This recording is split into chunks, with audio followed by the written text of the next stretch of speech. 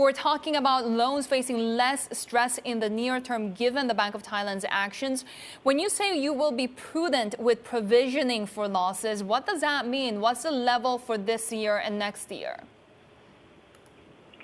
Okay, because of the COVID-19, it's impact every business around the world, including banking business.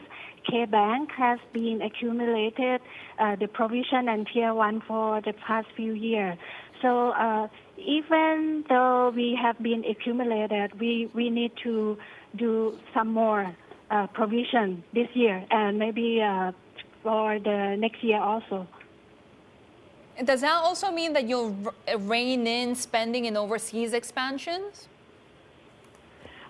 We still believe in the potential of this region in ASEAN. So as K-Bank has fundamentally expanded the regional business through adopting the asset-like strategy. So not only is required less burden on the capital expenditure, but it's also strengthening our digital framework. And we see COVID-19 crisis as the opportunity to revolutionize the banking business in Southeast Asia for the better, which much more reliable channel for the operation. So if part of that strategy is to stick to overseas expansion, what sort of opportunities are you looking at? Is there a preferred model in terms of would you rather take a minority stake or would you take full control of a foreign entity? What are you looking at the moment? Our purpose is we want to have a meaningful impact in this region. So that's meaning that we need to have a sizable, significant market share and control. So, however, it depends on the market situation and the regulatory environment to support the local regulator and the progress of the collaboration of our partners.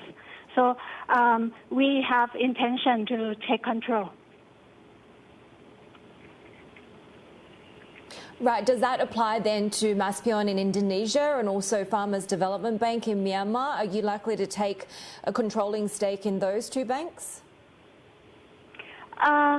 We have currently in the A Bank 35% market share, and in Maspion we have in the third quarter we plan to have like 40% market share in this in Maspion. So we have been helping them plan, doing the strategic planning to expand their business in their own country. So that's meaning that we want to be meaningful, have a meaningful impact in this country. And Kattiya, we spoke about how the Bank of Thailand's actions are in fact sort of mitigating pressure on your bank. I do wonder though how you're dealing with margin pressure given that really lower rates, record lower rates will not help.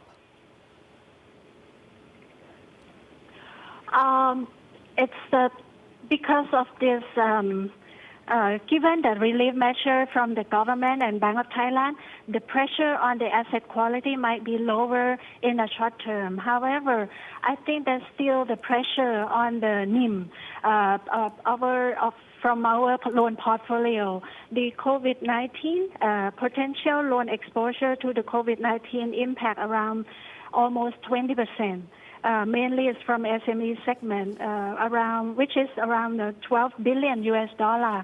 That's part of the loan portfolio will get impact from to the NIM of this portion.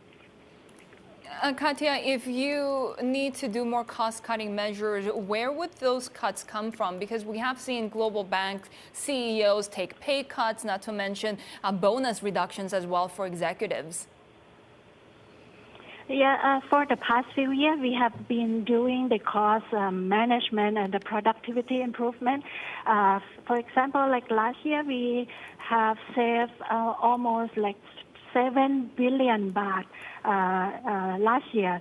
So this year, we will continue to do what we plan to do and focus more on the process re-engineering in our core process, which is end-to-end credit process from loan origination to the collection. And also, we want to improve the front line, which is our sales staff, to be more effective when they go to see the customer. However, for the short term, for this year, we want to first help our customer go through this crisis first.